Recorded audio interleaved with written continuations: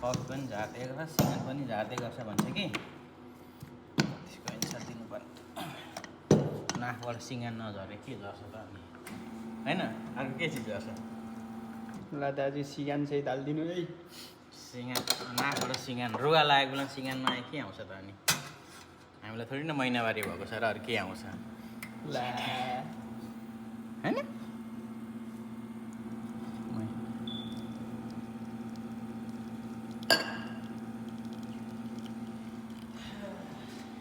सिँगान आउँछ के जाति आउँछ नि आफूले खाने कफी बनाएको त फेरि कस्टमरको लागि बनाएको र आफूले खाने बनाएको हो सिँगान आउँछ अलिअलि आउँछ नेपाली हो होइन खानु नरिसाउ है बहिनी तिमीलाई अलिकति पत्ते दिएको मात्रै हो अनि के छ तिम्रो पनि सिँगान झर्छ भने भन होइन लिम्बुनी सोल्टिनीकोमा ट्याग गरिदिउँ न तिम्रो पनि सिँगान झर्छ भने भन म टोपी लगाइरहन्छु पुस्दिनुको लागि ढाका टोपी लगाएर आउँछु हाम्रो त ठुलो छ मन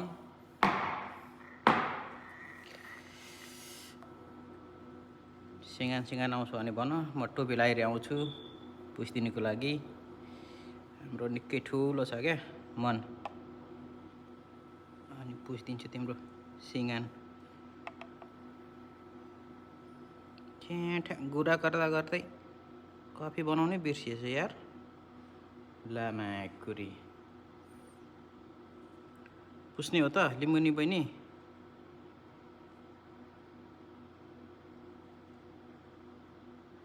सिँगान पुस्ने हो भन म टोपी लगाएर आउँछु होइन आज कति दिनपछि बनाएँ कफी मैले